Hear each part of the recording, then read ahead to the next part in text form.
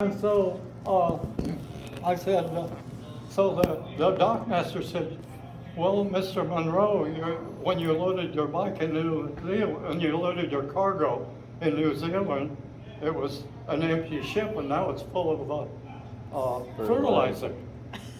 It's covered with shit. His motorcycle was covered with 50-pound bags of shit, higher than this room. Just to hide it. And I said, he just happened to be the first crane. so now I know he's real. See, he's real now. So I said, Mr. Monroe, when you loaded the ship in New Zealand, was your machine the first thing in? He said, yes. I said, it's covered with shit now. And so they pulled the stuff out, and underneath is this crate about quite long from me to you, about this wide, about this high, and it's in a curve. Because all that stuff bent it. Oh. And I said, A lot of damage, we got a real problem here. Because we're friends now. So they unloaded it, and we put it on that weird little trailer, How many pounds of? and we took it to my shop in Arcata, and put it upside down on a couple of folding chairs in the sun, and the fiberglass straightened out. Wow. And he said, look, That's science. I've built this bike since 1920. He said, I've built everything on it, all the nuts and bolts by hand, the cylinders, the pistons he poured in the ground. Unbelievable. And it's beautiful too. And so he said, do you have a fast beach down here? I said, yeah, I have a beach harder than a horse heart down there. And I said, I've run my Jag up to past the 200-mile-an-hour mark there. He said, well, let's take the bike down there and you can ride it. I said, no. You're going to Bonneville and I'm not going to touch that motorcycle. I want it just the way you brought it from New Zealand. And the story is here. Yeah. So did you go with him? But he to stayed for a couple Bonneville? of days, and then I took him. He was up the party fondling the breast of the beautiful girl. And I was totally naked because of my birthday party. Right. Yeah, that's a good question. Did you ever go to Bonneville with him? No, Yeah. I had no money. Have you ever Yeah. been there? What? Have you ever been there? Yes, I have been there. Since In the early 50s. Ah, okay. Okay. Have you been there? Yes. Oh, it's quite marvelous. We went in It was 2017. even better then because it was less wet. Ah. Well, we went in 2017. What? We went in 2017. Oh, really? I'll be darned. Were you with somebody who ran a machine there? No. We were driving across the United States and we went there. Oh, there were Because it was when I wonderful. went there were the 4-engine cars. Oh, yeah, there was nothing going The on that. sound was stunning. I bet it was. From miles and miles away. Yeah, I know. I mean, it's just, even just seeing it with nothing on it is just amazing. Yeah. Yeah, one of nature's very interesting. So did you live out there? No. No, we just drove across the United States and back just to see the country. Did you go to a place on the road called Timpanogos Caves? That's stalagmites and stalactites? You know what? We didn't have as much time as we wanted to. We're going to do it again. Yeah. My husband is retiring in July, and we're going to take months and go back and come back. It was wonderful. You must be very careful out there because some of those wretched people will try to get you in their communes. Oh, I'm not worried about that. Pretty young girls there in big Oh yeah, well I'm danger. not worried about pretty young girls. You're every bit of 18. You're very flattering. So. Yeah? No, I didn't go to Bonneville with him, but oh yes. But In we've his seen old it, so I can car, see why he they opened would the wanna trunk race out up, there. and what was in the car were 2 watermelons and a half. And I said, Bert, why do you have this? He said, well, that's all I eat. I have no money. No money? And you're going to Bonneville? He said, yeah, I have enough fuel to go there. And I said, oh, this won't do. I said, we have no money. My friend and I have no money. We gathered up all the money we could get. I think we got him, I don't know what, maybe $100. And I looked at all the bolts on his machine, and they were all handmade. And in the shop, we worked on many motorcycles. I had all kinds of nuts and bolts, a bucket like this. So I took another bucket and I started putting bolts in. I said, "This is figure to bring back to New Zealand." And he looked at the bolts and he almost fainted because there were so many bolts there. And he picked them up and he looked, "Oh, look at this one. It's so dear. Isn't that dear? Look at that. Oh, look at this one. I needed this one." I said, "They're all yours." Wow. So we went home. I guess I ought to tell you about the second two. I didn't Second see him what? much on the second trip. I can't remember if he came in and then went over, but he might have. But I know he came through on the way back, and he was ill. And we went to my doctor, Dr. Portalupi, and the doctor checked him out. And the next day, the doctor said, "Come on in." And I went over and he said, "Your friend is going to live long. He has terminal cancer." And so that was the other part of me and Bert Monroe. Yeah.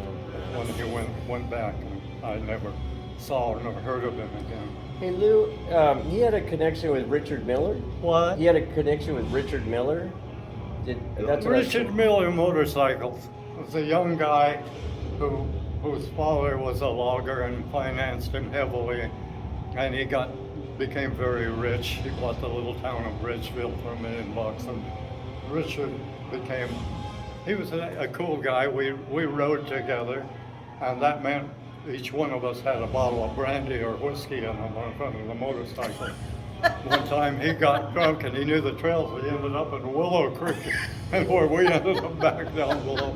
Nice. So, but Richard Miller had a motorcycle shop. Maybe he connected with Bert. Well, that's what I heard, that he might have stayed there. So, I hear all these, through the years, I've heard all I these could stories. ask his daughter. I went to school with his daughter. I have heard all these stories, and this is the first time I've heard secondhand stories about the bucket of bolts and things like that. But now I'm hearing firsthand stories. It's with me. Yeah. And I envisioned what it was like in a remote village in the farthest south you can be on Earth, just about. yeah, Not far from the catabiotic winds of the South Pole. yeah. And I knew that there were not a surplus of things that he needed down there. Right. And that's the best I could do for him. Kidnap a bunch of bolts. Yeah, send it down to him. So did you just ship them down? Just throw them on the ship and mail it off to him? Oh, it's an interesting reason why his motorcycle came to Eureka, because he didn't come to Eureka. He went to LA. So he was in New Zealand, and he's really poor. I mean, really poor. And he found out that he could send his motorcycle much cheaper. I heard that. Huh? Yeah, I heard that. Yeah. Sorry, continue. Yeah. Yeah. Much more cheaply Yeah. to this place, only a little bit north of Los Angeles. Oh, yeah, only a little bit north. Something like what, 480 miles? Anyway, More than that. that's how I met him. See, Yeah. he was waiting for his But how motorcycle. far is it to LA? Isn't that far? It was farther than that. Oh, isn't it? LA, no. That's it's 12 like close. hours. It's a 12-hour It's like drive. It's 800 more like miles, isn't it? 700, 700 something like miles? that. Yeah. He had gone when he got out of been the there since. airplane or boat at Los Angeles to an Indian shop down there, an Indian motorcycle shop. And it was quite old, had been around for a while, Right. so they appreciated him. Oh, yeah. And they found absolutely. him a car, an old 50 Plymouth. They catch, Had yeah. a 50 Plymouth. connecting rod banging away. And they were stunned by how he got underneath He it, could took fix the it. oil out, took the oil pan off, saved the oil, and Right, the did connecting that. rod had been bouncing up and down, ready to blow up. And he took it out and he poured it with lead, as is done on Model T Fords and stuff, and had the Yes, machine good. shop cut it and bolted that back in, put the same old oil, filtered it out a couple of times, Yeah. put it in, Yeah. and headed north. Nice.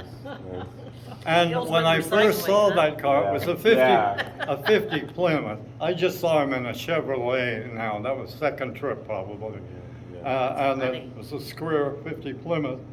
And Those were ugly cars. I began to realize what his motorcycle was when I saw on the hood of that car, carved by hand, out of hardwood, a beautiful streamlined motorcycle. Oh, Sitting on really? gimbals, and we'd go down the road, you'd watch how the wind made it behave. Oh, So we'd wow. go out and sandpaper it and carve it. Wow. It's a cool guy. Yes, Wow. absolutely. He's a good guy. Craftsman. Yep. Good. Good. I'm glad you're feeling a little better. So how did you become interested in motorcycles? How did I? How did you become interested in motorcycles? Well, you see, when my father died, we were right on the top of automobile racing. Okay. With Ferrari, Maserati, Aston Martin. Right, yeah. And we the were best. just starting to get offers of rides. That doesn't happen just because you start. You have to be Right. good. Right.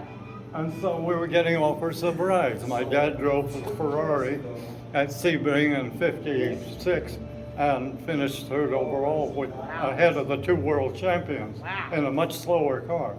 So, and I was faster than my dad. Friday, I'm at work. And I'll walk You don't have to pay. So, we were always interested in cars. Okay. But we had trucks, and I used to drive our old truck sideways all the time, and Dad did too. He was Right. had a natural talent, and I had even more natural talent. Plus, I had a father who financed me, Yeah. and he had to be careful to stay alive to take care of the family. My mother and two sisters. I didn't have to stay alive. And that's why so many young boys become very fast, because they're reckless. Yes. Very few of them, though, had the guts to take the broken bones and get back on, which Yeah, is what right. I did. Yeah, right. That was my difference, one of them. I was sent to in a ship from San Francisco in 1949 to Europe. Went down through all the South American countries, where we were lifted off with a rope on a rope seat, and there were dirt roads with ladies that didn't have anything on from the waist up, and had bananas on their head. Why were you And the sent there? children were playing with the little monkeys and Yeah. other wild. Why were you sent there? What? Why were you sent there? Because my dad wanted me to see what it was like in Europe. Oh, okay. I was growing up The here. pony was the best, huh? Better that I should not just grow up. Yeah, He right. wanted me to learn more. You want to see the world? So yes. sent me to Europe. Yeah. And when we went through the Panama Canal, I was walking along, and the Arabs tried to kidnap me. Yeah. Yeah. Oh, that, Wow. yeah. I got that one. Wow. That's when he first gets hurt. And people say, well, why would they kidnap you? Yeah. I said I was 14 years old, beautiful curly hair, You're pretty. innocent little slender boy. You're pretty. And they wanted to sell me to some Oh my sheik God. as a wife. Yeah, oh my God. I'd have been a terrible wife. Well, if it's a image, you have to let it sit. They put me in the harem, I would have done something other than just cooking falafel. Falafel. All right. So the movie's over. We're gonna do the should raffle give me a down raffle. there. No, Can you I guys love help me this out? guy. Can you guys I help me out love with this this? Somebody's got to guy. cover Take my this. money. No. I'm just kidding. No, I know. You are wonderful. Thank you for sharing. What? Can I give you a hug? You are. I have to take it. Okay, I don't okay. want it. Okay. He you took are one for me, wonderful. I'll take one from you. Yeah. Thank you for You're sharing suffering, everything. clearly. Suffering through it. Yes. I can tell You should beautiful give him talent a- when I see it. Very nice to meet you. Yes. You too. Your poetry Oh, well, incredible. that comes from suffering. That comes from years and years and years of crying, bawling like a baby. Well, you turned it into something Girl. beautiful. A girl. Beautiful little Norwegian girl. 85 pounds. This isn't the Enormous 13-year-old, though, eyes. right? A mouth like a cherub's It was bow. legal, right? It was Not legal, the right? 13-year-old, right? Not the 13-year-old. Not really. Not really illegal because I was 55 and, or 52 and she was 17. She was a little old for me. You ready to be on I stage? think they're wanting you to talk. He's been on stage for the last hour. All Hello. right. I had a cafe in town called the Black Lightning Cafe. Oh, wonderful. That was my cafe. Okay, so I guess I'm on. You are on. All right. Tell me where to go. Follow me, sir. Pretty cool. Wow. We have a really special guest. I can't believe this happened. Like I said before, when I started this, we were just going to show the movie. I ran into an old friend. My parents used to ride motorcycles, and the BSA clubs, they ship their bikes all over the world. And I ran into a friend who's not here tonight. His name's Randy Friend. Some of you may know him. But last week at the movies, he used to ride with my parents in Europe. And I saw him, and then I told him about the movie. These two bikes right here are his. And we started talking about things, and he said, well, let me make some phone calls. And one thing led to another.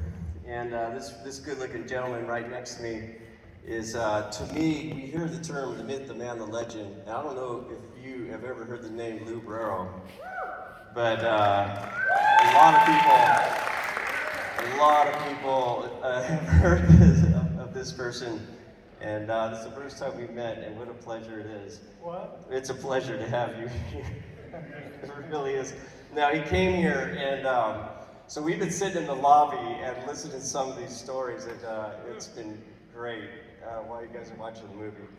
But Lou, it's a pleasure to meet you. And if we have any questions, let me back up. And one of the reasons, not only is he kind of a legend in this area and his family in racing and motorcycles, but also Lou and Burt Monroe met in Arcata.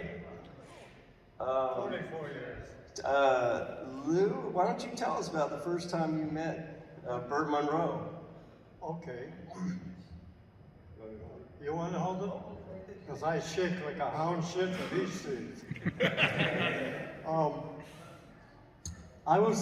We had a BSA shop on 2nd and F Street in Eureka.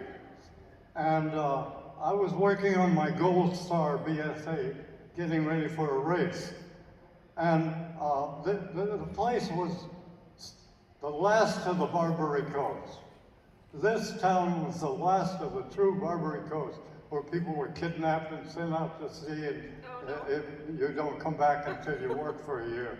So anyway, a lot of winos and drunks, all my best friends. And so I'm down on my knees working on my Gold Star BSA, getting ready for a race. And these old drunks would come in, and they'd always tell me this old story about my brother rode a Harley Davidson underneath a barbed wire fence, and you could go get it, it's still there. It's an old story, it went over and over. So this old guy comes in, and first thing he does is walks over to the 1918 Indian, which is Harley-like, the engine. And I thought, oh boy, I'm gonna get that story. And I hear him over there, and he says, oh, it has an extra leaf spring in the front wheel. They had a leaf spring. And he says, oh, this is a later wheel on the rear. It's a 1920 wheel. And I said, wow, this guy knew something in the old days, Then he comes over behind me, and I'm adjusting the valves on the BSA, Gold Star. And he says, are you giving him a 4 and 6 for road use or more opening for competitions? I said, I'm giving him a very large openings, 6 and 10 thousandths, because I got a high lift with a long overlap cam. And he said, oh yeah, Gold Star will accept that nicely. And then I said, you seem to know quite a bit about motorcycle. And he's wearing this Harris tweed coat, all tattered, just like any wino would buy in a used merchandise store. And I said, you seem to know about, a lot about that Indian. He said, yes, and mine's coming in on a ship tomorrow. Now I know he's out of his fucking mind. You know? I humor him. He's a neat old guy. I humor him. And we agreed to meet the next morning there at the BSA shop, which is on 2nd and F Street, the DC McDonald building. That's before the bridges were made and all that. That's back when Mother was still just a boy. And so we met, and we went down to the where the ship was, and I knew the dock master. He made a big mistake. He put a Chevy engine in a Healy. Big mistake. But anyway, and Bert's talking to him, and he says, and the guy says, well, Mr. Monroe, you're in hold number 2.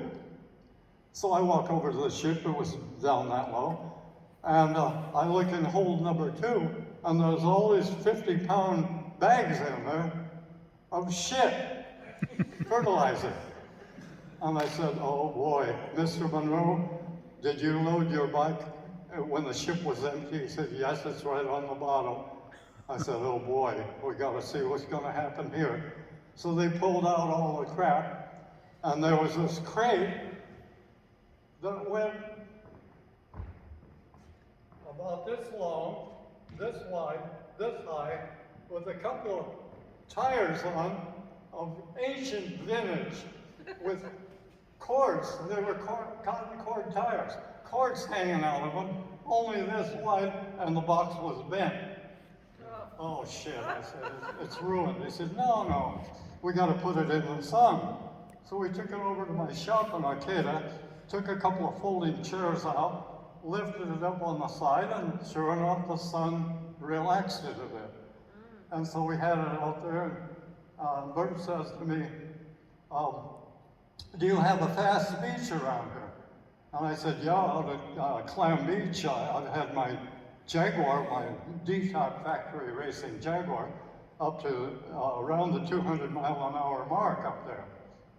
Turning it like this and spinning around, great fun. But anyway, he said, let's go out there, you can ride it. I said, no, you've got too much in this machine. I'm not gonna ride this machine. So we kind of took care of Bert, and he stayed with me about 3 days, and Dan Manning was around me at the time, and Dan became a very good motorcycle racer, and he used to be this tall, ride a little Honda 50 around my track. Where you at, Dan? Yeah. Where you at, Dan? He was sitting way back there. Oh, there he is. Okay, Dan's up all the way in the back, you guys. Yeah, he's a little slender kid back there. Dan's one of the people that made this happen. Thank you very You much. should have seen him ride. He had a good talent for it. And he's a good human being, a special guy. So anyway, I heard about a party up in Trinidad.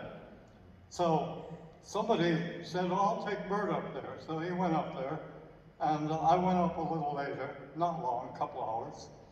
And as I got out of the car, the guy I was with said, you know, I'm not supposed to tell you, but this is a birthday party for you, a secret birthday party.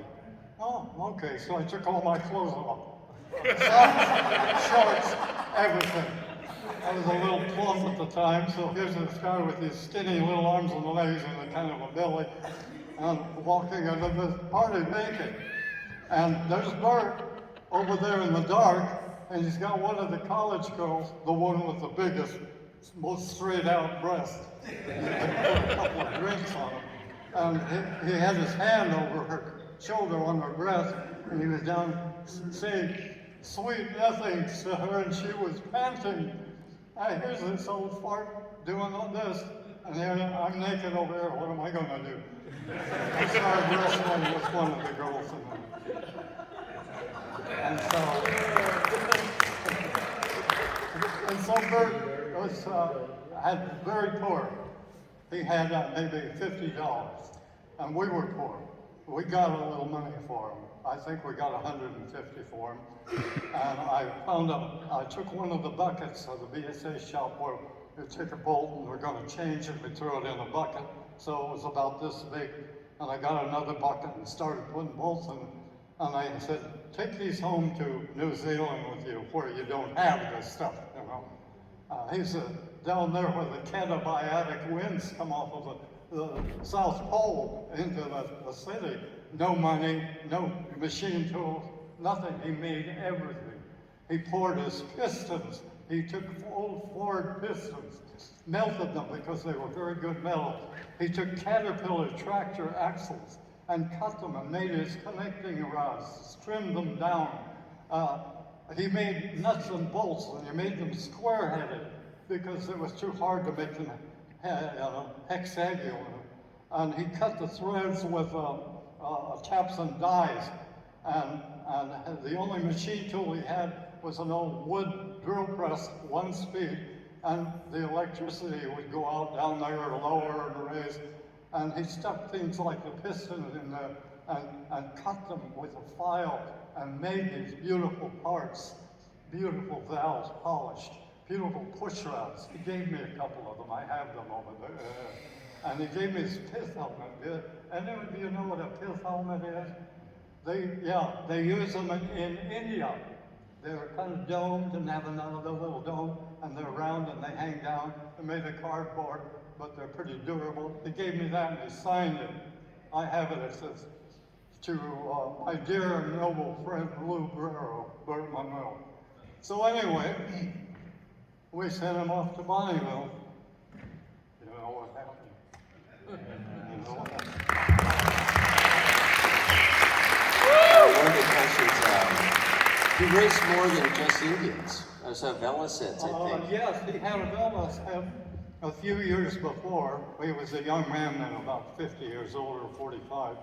And he wanted to try to set the world record for the 350 class. So he stripped all his clothes off, but a set of boxer shorts, not boxer shorts, briefs, and tennis shoes.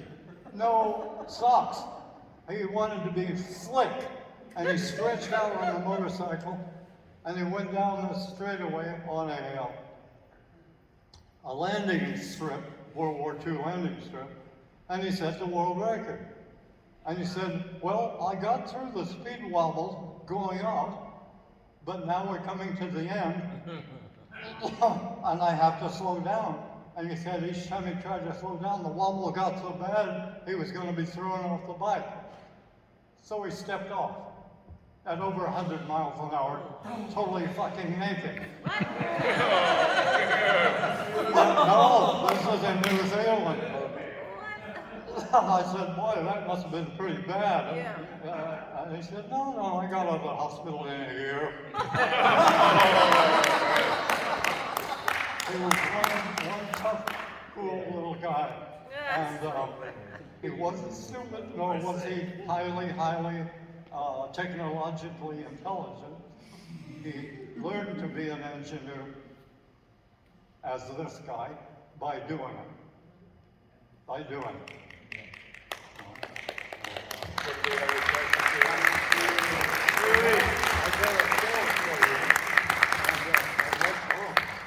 I'd like to show it. If we can put a film on, we'll rattle through it pretty fast. The first part might be a little boring. It'll get interesting, believe me.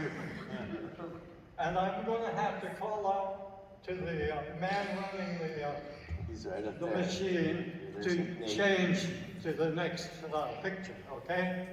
Next picture, okay. First picture, that's my grandfather, and that's his 1892 driver's license, or 1800 driver's license. Next picture, my grandfather was a great big guy. This was in France. Next picture. That's the Mexican border. That's my grandfather in the middle. That's my dad on the right. And that's the car they came over from Europe with. And next picture. Next picture. Okay. Yeah. That's my grandfather in a race in France along the mountains from Monaco to Cannes, France. And he was in a Fiat. And the Voisin team, the French team, had a lot of money and a lot of power. And they said all the cars should weigh the same. So these poor bastards had to carry 200 pounds of sandbags in them. So they didn't win, but they had a good race. Next picture. Next picture. That's the Russian River Bridge at Montreal. I spent the second and third day of my life there. Not very important, but anyway. That bridge, our house was on the left. Now you see this kind of a dirty looking pole there, that's the Russian River at a very low ebb. I think my mommy and daddy made me there. Next picture. That's a postcard from my mommy to my daddy. That's a couple of months, that's 1935.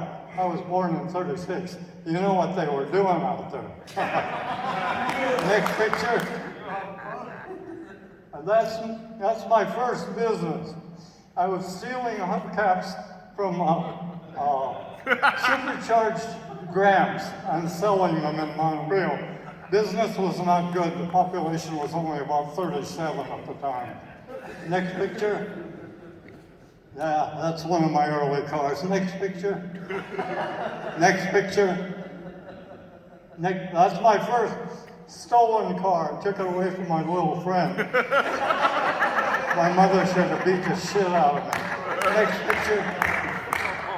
Next picture. That man on the left is my dad at a very young age.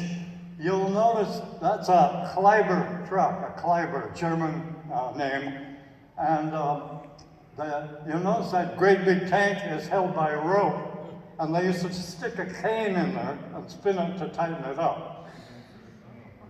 Next picture. That car was General MacArthur's car in Manila in the Philippines. He sent it over to America when they saw that the Japanese were taking over. And my dad bought it in a crate, drove it home, cut the back over, made a tow truck out of it. Next picture, that's a V12. That's one of our trucks up in Humboldt doing a little job. That cable is about an inch. Wire rope is very strong. That was so much weight on that truck that the driver went up and lifted the front of the truck. Next picture. That's a chain drive, a Sterling truck. And what you see on the back of it is the biggest crime you can commit in the world. Next picture. Thank you. Thank you. Good for you. Good for you. That's a Chevrolet showing you how big that tree was. And those tires are 1,224. They were this big and very narrow. And as a small boy, I used to change those. I became stronger than grandma's breath. Next picture. That's in the 50s. This is rather out of sequence. When I put these up, I didn't know what I was doing. I still don't. That's one of our 30 trucks and carrying out redwood and Douglas fir trees. Okay, now you see the angle of the picture? Dad and I were standing on a hump of dirt about this high above the road. And I said to my dad, "It hurts them." And Dad said, "It's just a tree. It has no nerves." I said, "Dad, I know I should never argue with you, but they're talking to me. They're sending a message to me. They're asking for my help." That picture was the first day of a logging show that my dad got from Georgia Pacific. He was getting $1 million for it. 1955. Wow.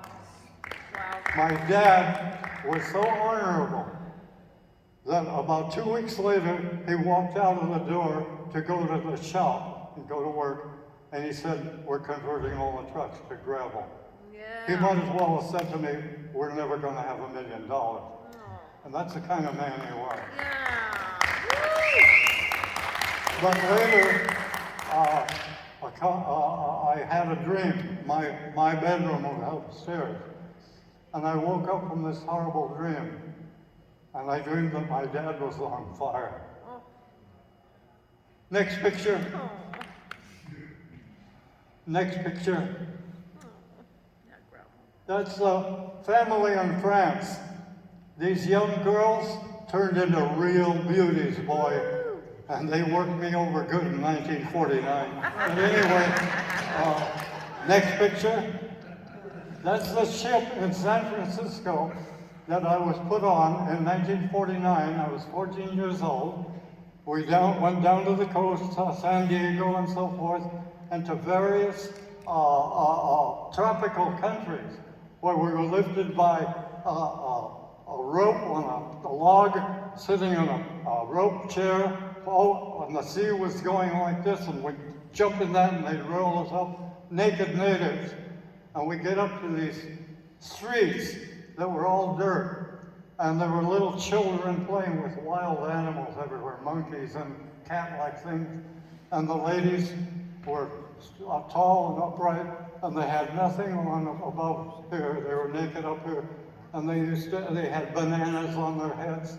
It was quite marvelous and quite a shock for a little woods rat from Humboldt County, from Arcata.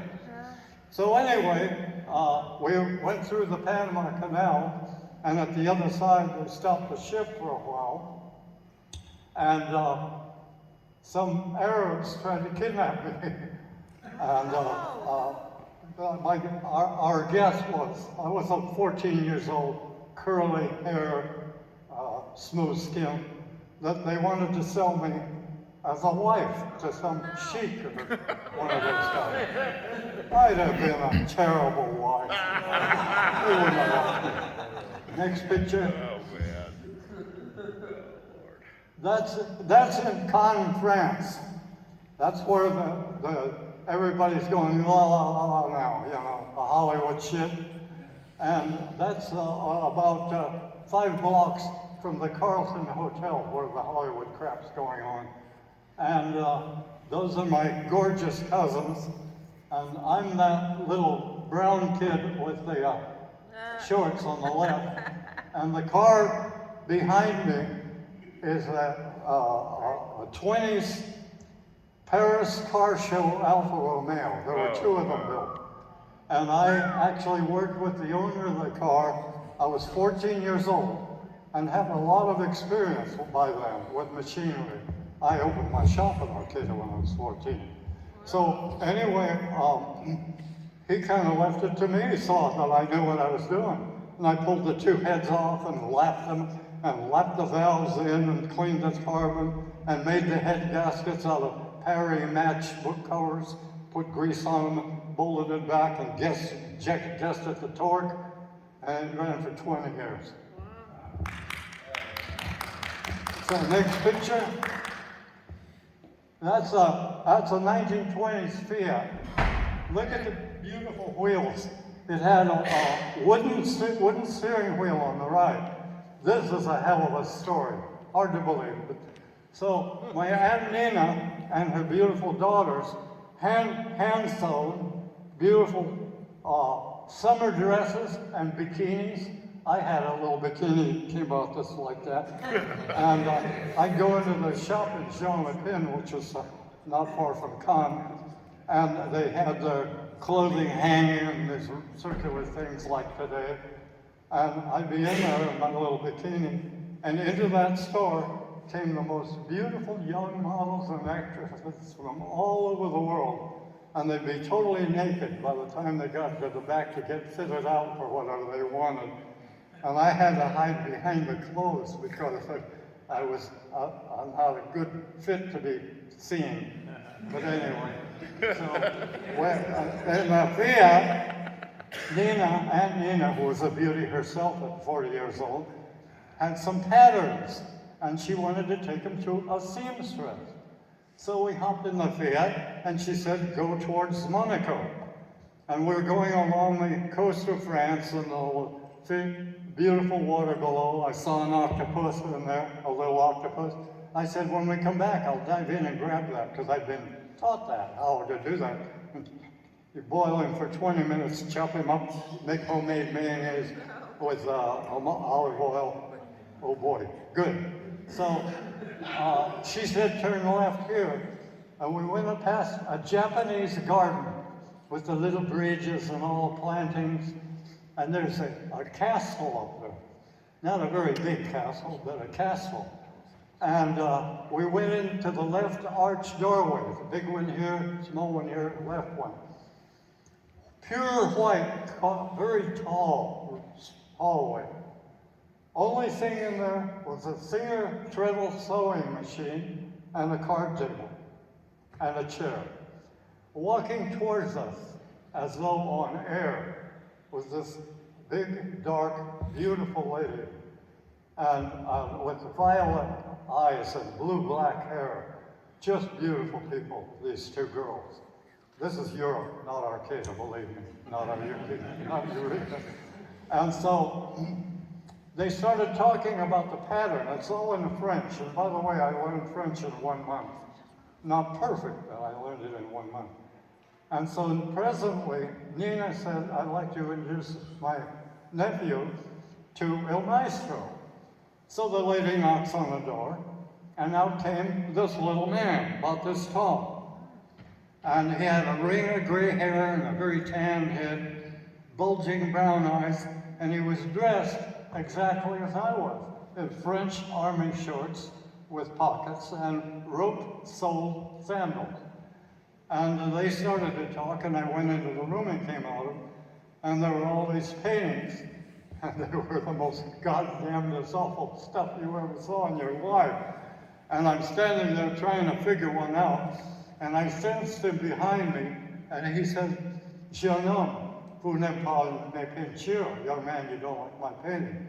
And pretty tactfully, for a little woods rat from Arcata, Eureka, I said, Monsieur, je ne comprends pas, I don't understand him. And they laughed. He said, don't feel bad, I don't like this junk much myself. But a lot of sometimes wealthy little old ladies buy this stuff. And so then we took off, went back to Cannes, and next picture. Next picture. Yeah, next picture. That's our fleet in Arcata. So to continue with the story in France, I went down to the beach, which was about 2 blocks from the Carlton Hotel, a place called Plage des Dunes, Beach of Dunes. And it was about 3 or 4 in the morning I got there, and I'd been writing my 1933 BSA Blue Star, a double-pack 500cc exposed rocker arm, original paint, and I wrote it down. I bought it for something like $40. It had a blown piston and built it up. And so I was on the beach with my blanket and my suit, my tie and my French cuffs and all that rolled up, and I'm in my bikini, and the sun is coming up, and they're gorgeous girls and children coming down to the beach. And the European tourists would come by and look over at him and politely cover their mouth and say, Pablo Picasso, Pablo Picasso. I didn't know what a Picasso was. His paintings were shit, that's all I know. Hold on a second, Lou. Next picture. Hold on a second. You guys, I know we have, just hold on just a second. We have the raffle. Do you want to keep going? Should I do the raffle now? We're good? Just keep on going? Excellent. Excellent. Okay. All right. Thanks. Okay, next picture, please. Next picture, there. That's a Jag that I raced at Santa Barbara in 1953 when I was 16 or 17. I still have it. but there's an interesting story behind it. Next picture. That's my grandfather just before his death at the Fiat factory in Torino. Next picture. That's my dad after his first race with all those trophies. That was from Pebble Beach. Tickets Next for picture. Tom. This is gonna leave him there with that. Oh yeah, that was a poster for Pebble Beach, or for Golden Gate Park races. All those were friends of mine. Next picture. That's the course in San Francisco at Golden Gate Park. Next picture. That's the other side. Next picture. That's at Pebble Beach again. That's me behind the car and my dad in the car. Next picture. That's Golden Gate Park. See, that car was my baby. That was my job, was to do things to that car. I came up with ideas, passed them by my dad. If he liked the ideas, we did it. Next picture. These are the competition cars at Pebble Beach. So much faster than our car. The Ferrari in front won the race. The Curtis behind it, spelled with a K, was in that race. Next picture. Now, it's unbelievable that my dad and that 1,000-pound heavier, 200 horsepower less, led the race. But the brakes failed every race. The brakes failed every race. And that car behind is a Fiat VH. It's a Fiat Special with a V8 with little tiny pistons in it. Next picture. Next, yeah. That's Golden Gate Park.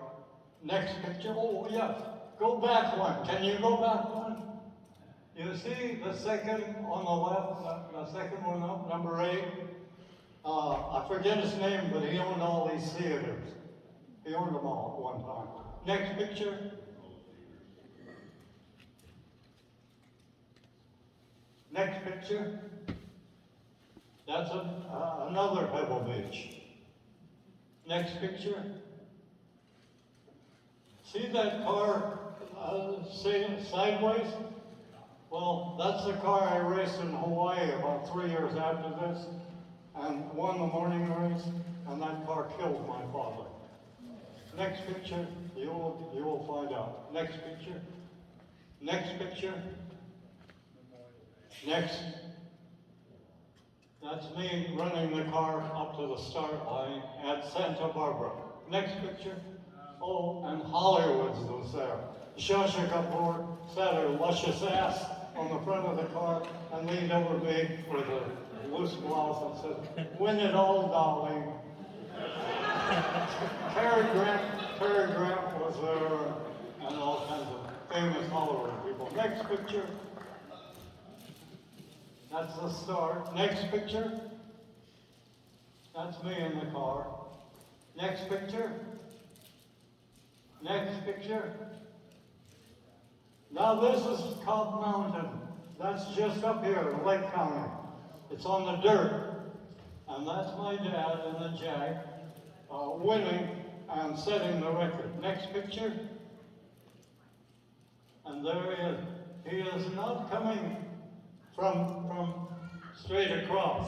He's coming from the right side and drifting sideways. If you'll notice that I put tires on the front of the car, 2-ply tires from a tractor. The rear tires were mud and snow, and he won. Next picture. Next picture. Now that car is a factory Jaguar. Much faster than the last picture. And we're getting ready for Torrey Pines, San Diego, Torrey Pines. And so as always, the brakes would fail. And so I said to Dad, everybody's putting scoops underneath, picking up dirt and oil and grease and stuff. I said, let's put them on the fender. Dad said, I'll think about it. And then he told me, I like the idea, we did that. Next picture. That's the car before the scoops, before the scoop. Next picture. Next picture. There's Dad running over for the car at the Le Mans start of the Torrey Pines 6-hour race, the first one in America. He drove alone and he won the race. Next picture. There he is at nighttime. Next picture. Next picture. That's what Pebble Beach used to look like. That was a Concours d'Elegance, all of it. It was so small. Next picture. Okay. Dad had me drive the car to Monterey for the final race down there. And I drove it from Arcata through Eureka in driving rain and ice and sleet. And all I had on was a military thing with sheepskin. I had a better idea what to do with the sheep, but anyway, the sheep were. And I drove it to Monterey. When I got down there, I called Dad and I said, Dad, the tires are no good down here. It's raining like hell. The engine is blown a head gasket again, and the brakes are jumped.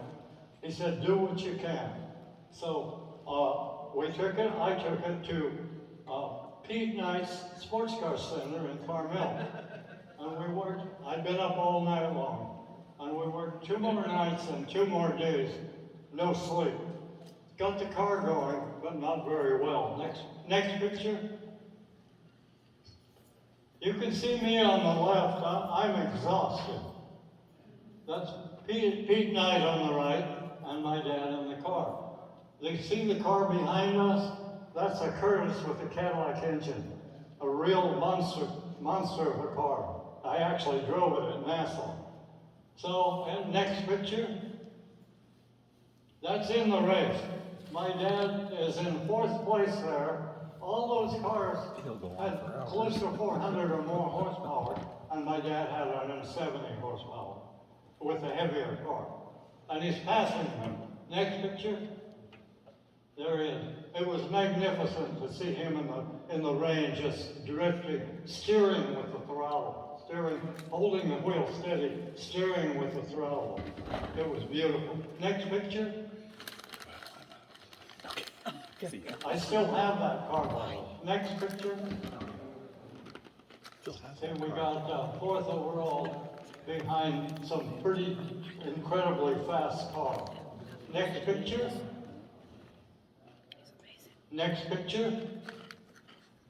On the way home, in the town of Laytonville, I had a little problem. I split the car in half right here. And before I hit the telephone pole, I grabbed the shift lever and went underneath, and the car was split right in half, and I rolled out on the ground. And the trunk opened up, and all the spare stuff started flying down the road. And you can see, well, you'll see in the next picture, there was snow everywhere. And that was a greasy spoon that was down and had a truck fueling stop about half a mile away from the last building in Laytonville, which was a garage. And out of the greasy spoon came some horrible looking guy, massive guy. And he walking right towards me, and I thought, oh shit, I'm dead. And I'm laying down there trying to get up. My foot is still in the car. And I can hear tick, tick, tick, tick, tick, tick, tick, tick, tick, tick, tick, tick. I'm hearing the fuel pump pumping fuel all over the engine. And he stepped over me and he said, I'm gonna get me a souvenir. And another guy who made him look like an angel came out of there and said, you son of a bitch, you ain't gonna make it no souvenir. You pick up those tools. Look at that kid, he's just a young boy. And he brought me into there and fed me booze and stuff. And pretty soon he said, don't you think you ought to call someone? And I called my dad and came down. Next picture, next picture. Next picture. Next, see the snow? Next picture. took 2 trucks to haul it away. Next picture. Now this is Stockton up here. Next picture. That's my dad and that Curtis. It's now white. And he was going very fast in that car. Very dangerous, hard to drive car. Next picture, Cadillac engine. Next picture. That was a kind of a cool hot rod. Next picture. Next picture. That's me and my MG. I painted that myself. Next picture. Next picture. Next picture. That's my dad in the Lancia, the first Lancia ever sold in the West Coast. And he was coming down that hill. It's a heavy car. It's a beautiful touring car, not a good racing car. And he hit the bottom where he is there, lift up in the air, land sideways with full throttle, and shoot down the straighter. Next picture. Next picture. That's the year before. See the scoops on the car? You can see those scoops. I made those with the body man. He made them and I designed them. Next picture. The man on the left, this is in a magazine. The man on the left is Gleb Derajinsky. He photographed naked girls for Playboy, early Playboy. The guy on the right is, that's the guy on the right. The guy on the left is the Marquis de Portago from Spain. And we had fun together. We had a kind of a running battle. The next picture. That lady is Lady Greta Oaks, the Baroness von Honingen-Uni, wife of the governor of Nassau, sister of the Countess of Ranfurly. And she's handing me a trophy, and they're all laughing because she just said, well, young Lou, you're going to be here for a while. We have a lot of these for you. That's Nassau in the Bahamas. And she doesn't look like it very much there, but she was hot. Next picture. Next picture. That's me in the Formula 3. I never met the owner of that car. He had watched me in my little MG, and he sent a letter to my dad and said, poor Lou, he goes so fast with that MG, but it's so slow. I have this Cooper, I'll send it to Nassau who can race it. And the other guys in the race seem to like me because they let me come in first. Next picture. That's Road and Track magazine. That's Donald Healy's car coming out of the hole. I could tell you stories that would knock your socks off, but it'd take too long. That's my dad in the Ferrari down on the bottom. Next picture. Next picture. That's my dad in the Ferrari. Next picture. I kept that car for 44 years. Next picture. Next picture. I still have all this shit. That's the Jaguar coming out of the airplane in New York. We didn't own it then. They were sponsoring my dad to Sebring, Florida. And that's a lift truck. Next picture. And they put it on the other truck. And that's me in my Humphrey Bogart trench coat and fedora hat, telling everybody what to do as though I knew what I was doing. Next picture. Sebring. My dad drove number 15 Ferrari in '57. Got third overall behind Sterling Moss and Juan Fangio, the two fastest drivers in the world. Next picture. Next picture. Next. That's my dad at Pebble Beach in the Curtis smoking the tires. Next picture. Next picture. Next picture. That's me and my MG. I cornered that son of a bitch so hard that both the inner tires were in the air half the time. Next picture. Next picture. Next. Next. That's my dad. Next picture. That's the start of the race. He was the oldest man in the race. I was his mechanic, and he still won the race. Next picture. If you look on the lower Studebaker, I have a couple of those. I want to sell one and trying to recreate that car. That's Mickey Thompson, kind of a famous guy. He couldn't do anything. He wasn't a driver. Next picture. Next picture. Up on the top right, that's my dad in the middle. He won. Some of these cars were gorgeous cars. They were beautiful. Next picture. Next picture. That's Dad coming out of another turn, smoking the tires. Next picture. Next picture. There he is in Nassau, jumping in a Ferrari. It was dying. The car was dying. Next picture. That's me and my pit crew. They were a lousy pit crew. They couldn't change tires. They didn't know how to pump gas. They were hard to get their clothes off. Next picture.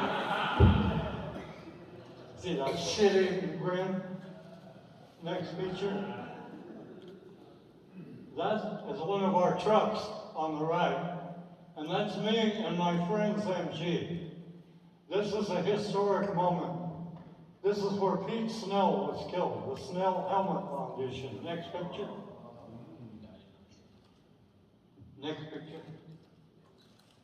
That's me and that MG. That's how I drove. Next picture. That guy's spinning out. Next picture. That's me and my MG. This is a historic moment. Next picture.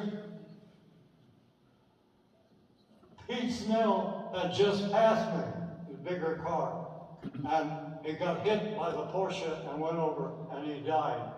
And all of the helmets you wear, all the boots, all the safety devices are named after Pete Snell, Snell Helmet Foundation.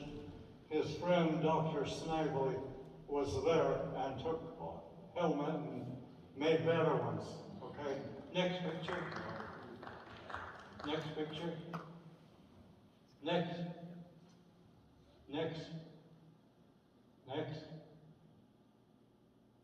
Next. Next picture. Next picture. That was Sacramento. A little tiny course, a little tiny. Next picture. That car on the left is Phil Hill. He was U.S. champion. That car on the left cost something like 40 or 50,000. The car on the right, Dad paid you something like 3,000 for it. And I was the mechanic, and that's me standing looking the other way. The reason my dad isn't there is because when I was driving the car up to the start line, it started to stutter, and we changed the spark plugs, and Dad hit the wrench and cut his hand 15 stitches, and while he was in, they held the race up, took him to the hospital a couple of blocks away. The governor, Knight, was there. So the nurse is cleaning the wound, and Dad says to the doctor, no morphine, just a local anesthetic. Sew me up, get me back out there. The governor is waiting. The nurse thought the doctor had said morphine, and he felt a jab in his arm, and she emptied it into him. Now it's got 15 stitches, and a car that's so hard to drive it rip your hand anyway, and he's stoned. It's stoned on morphine. So next picture. So there's the start of the race. Phil Hill's behind my dad. Why? That car should be ahead of my dad. And Bill had sold the car. And the kind of man that my dad was, he had a chance to win against the U.S. champion, who later became world champion, in a far better car. And Dad raised his hand up, stopped the race, backed up again, they took off again. Next picture. That's the race. You see that Jaguar on the right hitting the hay bales? Next picture. The next picture. Now there's my dad hitting the hay bale. And you see the skid marks? He had it in reverse, spinning the tires before he hit the hay bale. He backed out, a couple of cars passed him, and he passed them again before they were outside. Next picture. Now, that's Phil Hill, the U.S. and later world champion in the fastest car in the race, and that's my dad in that pile of junk. And he was having trouble, but we were in the lead. And next picture. So the Curtis now is failing. And that car behind him is another Curtis, but with a streamlined body. And Phil Hill is ahead now, and he crashed. Next picture. And that guy passed my dad because the Curtis was dying. Next picture. Go on forever. And that's my dad way back there, steam pouring out of the car. And that was the end of the race for him. Next picture. That's the Ferrari. For 44 years, that thing spent a lot of time out in the open across the street from my shop. People thought it was a cute little foreign car. What's that little thing? I'd rather have a Ford, you know. And finally, I started to hide it because it started to get valuable. Some of the stores are outrageous. So anyway, next picture. He's practicing with the car. Next picture. And that's when we discovered that the 12-cylinder engine had a cracked head and water was getting in. And then we went to Nassau. Next picture. Next picture. When I let the car go, that steering wheel was crumbled up on the floor. It was made of magnesium. And the guys looking at the car said, "What happened here?" And I said, "The only thing I can think of was whenever I thought of my dad, I go sit in the Ferrari, and my tears hit the magnesium and destroyed the wheel." Next picture. That's my dad and I at Sacramento. You see his hand all strapped up, and his eyes are a little glazed. He's loaded with morphine. And I felt so bad because the Curtis failed, and I took the blame. I said, "Dad, I don't know what's wrong." And next picture. And my dad made me laugh. He said, "We'll find the problem. It's not, you didn't do it." Next picture. That's the governor of California, me and my dad. Next picture. Next picture. New Orleans, that's what it looked like. Wow. Next picture. Nassau in the Bahamas. That's Sterling Morris, then down there, Sterling Morris. And I'm standing there watching them. You can see the flight car to the right, and my dad's Jaguar was to the right of that. And the Curtis I was driving was the first car in line. Next picture. Next picture. That's me in 1955 winning the Formula 3. Next picture. That's my dad in the tired old dying Ferrari ahead of the Marquis de Cortago in the fastest factory Ferrari. It was much faster than ours. And you will see the rear wheel is all black, and behind the car, you will see a dusting of rubber coming off of the car. Next picture. Next picture. State lights. That's the parties. The parties were stunning. They were stunning. Next picture. Now you see that beautiful girl with Sterling? She put a note in my hand as we were getting on the ship after the races were over. I called her in Beverly Hills, and we took a ride in her car. Now, how cool was I, huh? I just tossed the car sideways and jumped it and all that. I didn't know how to handle girls. I didn't know how to shift them, how to turn them on. Anyway, that happened. Next picture. Next. Those are the California drivers. And my dad is on the right. James and Marion Lowe, I carried their cars on the double-deck trailer. And with the truck, with the Ferrari in the back, coming back from Nassau into California, the engine blew with such force that it slammed my body, the head, half of the head, and knocked me out of the truck at 80 miles an hour. I stayed in the truck, but I was hot oil everywhere. That's Phil Hill in the back and me next to him, and on.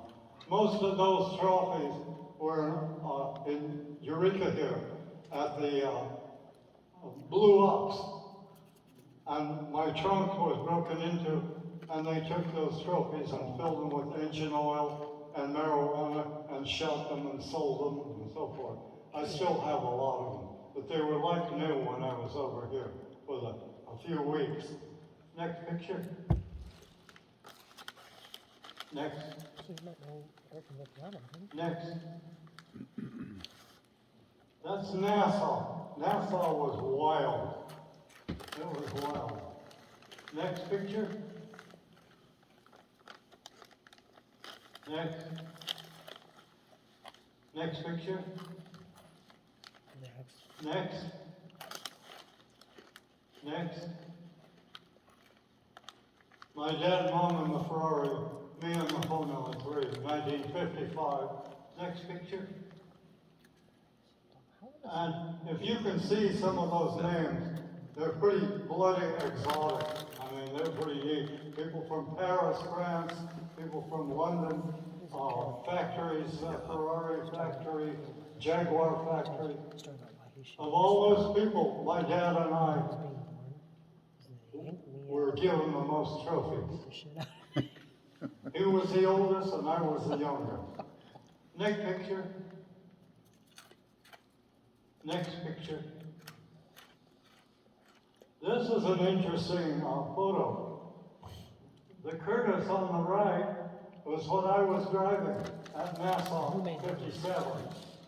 And those are the factory Corvette, and next to it was Ferrari of Carroll Shelby, and the white ones were factory Corvettes. Next picture. That's my dad in the lead in that Jag. He just lapped the Corvette about the third time. Next picture. Next. Next picture. Next. Continue. Next. Dirty X. Next picture. Next picture. Next picture. Yep. Next. Next picture. Next picture. Next one. Continue. Next picture. Next. Next picture. Next picture. Next. You see that one on the left with the red Curtis? Well, I have no shirt on. I'm going about 140 miles an hour. The helmet I had on my head was cardboard, hard cardboard with leather on the outside. Next picture, Like that would save you. next picture. Next. Next. Continue, next. That's my dad on the left and Carol Shelby on the right. Next picture. Shelby. Oh, Next picture. That's me on the Jaguar, and that's Shelby on the Ferrari. wow. Next picture. The white car hit the other car, and my dad got through. Next picture. That's my dad, 300 horsepower. Carol Shelby, 400 horsepower. The Jag 6-cylinder, the Ferrari 12. Wow. Jag 4-speed, Ferrari 5-speed. Jag cast iron everything, the Ferrari everything aluminum. That's how fast my dad was. Shelby loved my dad because my dad could do that. He loved him. Next picture. Shelby was a nice man. Next picture. Assuming. Next. It's a car Next. too, wasn't it? Assuming. Next. Or something, Next picture. like that. It's a racetrack. That car is a gorgeous car. It was made by a man I knew. His name was Zora Arcus Duntal. He helped build the first Chevy V8, which is a wonderful engine. He built that car in 2 months in the Chevy factory in a little room. They finished the car and they couldn't get it out, so they had to take the room apart to get the car out. It was doing 195 miles an hour and a point spring broke. So the Chevrolet took it back and destroyed it. Oh, Next picture. That's a little baby Ferrari that I picked up. I was flown to Miami and I picked it up and brought it to the race. And Sebring. Next picture. That's Jan Harrison.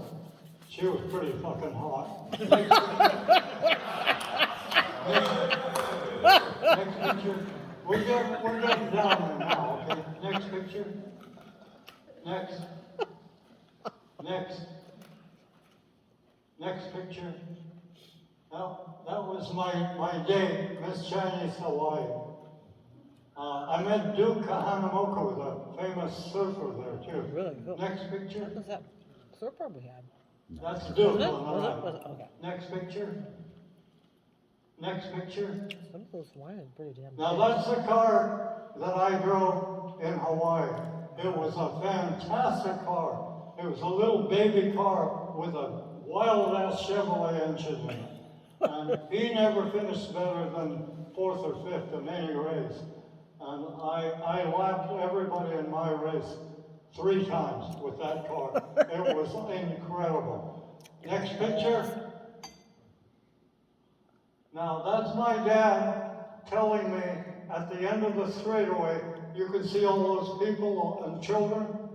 And he said, do you see what's to the right? And he pointed at some boulders, coral rock. He said, if you get in trouble down there, you go to the right. So you can't get in trouble down there. That's what he said. Next picture. So that's at the start. I'm in ahead of the Jag. Next picture. That's me ahead of my father and the other D Jaguar. Next picture. Now, I want you to notice something on this car. You'll notice the rear fenders are melted. The tires didn't hit them. They're melted because I was going sideways at 140 miles an hour, just smoking those little tires, just boiling. There was rubber hanging from underneath the car. Next picture. Now you see behind my head a fuel cap? We had 140 octane aviation gas. The owner of the car just said, let's give Dad the Maserati for the afternoon. The Jag was given trouble, so we gave him the Maserati. And while Dad was practicing, next picture. Next picture.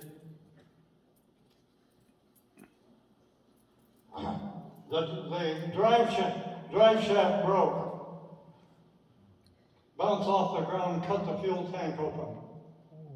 Aft gas came and sprayed all over my father, and it lit up. My father is that dot in the front of the car is going that way. Next picture. There's the car on the top. It melted into nothing. Next picture. That's me in the car earlier. Next picture. Next picture. Next picture. Next picture. Next. Next picture. Next one. Next one. Another again. Next picture. Next picture. Next picture. Next picture. Next picture. Next picture. Next picture. Next picture. Next picture. Next picture. We'll get out of here. Next picture. Next picture. Next picture. Oh, she's getting motorcycle. Next picture. Keep going. Keep going. Keep going. That's me and the Curtis, my dad in the Ferrari. Next picture. That's my passport to go to Europe to race for Aston Martin. I went over, but I wouldn't drive. My dad wasn't there. I didn't care. Next picture. We're almost done. That's me on my 1933 BSA Blue Star, riding all over Europe with all my suitcases. Next picture. That's my shop in Arcata.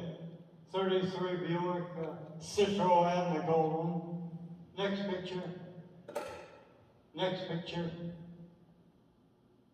That's when I was a fat drunk. After my father died, I lived down on 2nd and F Street at D.C. McDowell building. I stayed there every day, drank tons of beer, ate junk food. I got so fat I couldn't even see my weenie. And, I got on bikes. That's before I was really got better. That's a Gold Star BSA, and Bert Monroe saw me getting that bike ready for that event. Next picture. That's about the 3rd mile down the beach. That's what If you people knew me. might We not did that notice, on the but highway. on my tongue was a little roach of wacky tobacco. Next picture. That was 97 feet on a bike that had no business doing 97 feet. I could not have done it except that the dune was downhill on the landing. Next picture. Next picture. That's where Danny trained on right there. Danny's back here. Next picture. That's when I started to go fast. Next picture. I kind of like that picture. Oh, I'm sure. Next picture. That's the world champion, American world champion from Oregon. I can't remember his name. He saw that and he said, "Jesus, I'm glad you weren't in the European circuit." I said, you would have been the world champion." Next picture. That was after my girl went away and I cried for 6.5 years. And I was doing so right there. And all I did is run and train and run and train. And I got in incredible shape. I was about 57 years old there. Next picture. Next picture. That's me and my boy. Next picture. The bike on the front is 20 years older, and the ride is 20 years older than the other guy, and that's at Willow Creek. And the guy in second was the champion up there, and that's how we finished. Next picture. I'm on a CZ there. I'm about 63 or 64 nice. years old there. Next picture. I was about 64 there, and I worked all night building my bike out of everybody's thrown away parts. You can see the seat and the tires were junk. I just had fun, that's all. Next picture. That was Redwood Acres right out here, the fairground. And that was about 3.5 miles I went around it. Next picture. You see my pants leg? See my traditional pants? Next picture. That's a human-powered vehicle in Washington. Next picture. That's a good When one. I sold the big Ferrari, I was given this one and the next picture. That's a Ferrari. It's like a bass lounge. I had those cars, but I hadn't got all my money. So I had to let them go. I sold them to Rombauer Winery, nice guy, just to keep going. Next picture. That's me and my little doggy and the Curtis. I had just sold the Curtis, It's a cute and car. the little doggy died a week later. Oh, Next picture.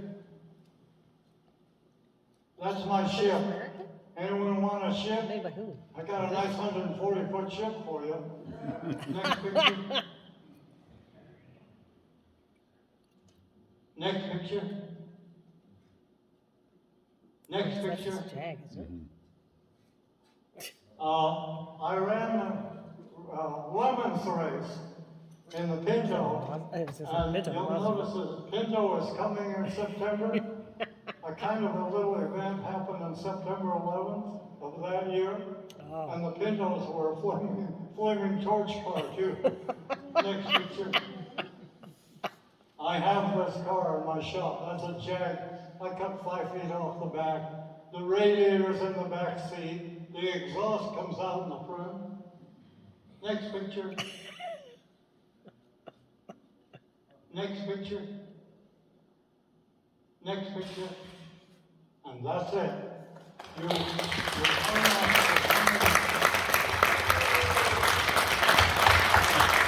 Nate said there was 275. Yes, yep. Good for you. Thank you. Well, thank you, Lou. What a pleasure. A pleasure. Yeah. Does anybody have any questions? Turn the house lights up a little bit. Turn the house What lights do you up a little think? bit. Far West loves you, Louis. Huh? Far West loves you, Louis. They are. Oh yeah? I didn't know it was still going. Far West Motorcycle Club was dead. It was dead. And I went over there, I was a fat boy, and I met those guys and I saw those papers and I said, what are these papers? And I said, well, we used to have a club. I said, let's do it again. And we started it. I'm glad you guys are doing it. Thank you. Anybody else? No, is the ambulance coming to take me away? Yeah. Well, thank you very much, and Hey. thank you very much. And the tree, the myth, the man, the legend, Lou Brero. Yes, you got it. Fine. All right. Okay. Got it? All right. You guys are gonna do. We still have a raffle if you want to stick around for those tickets.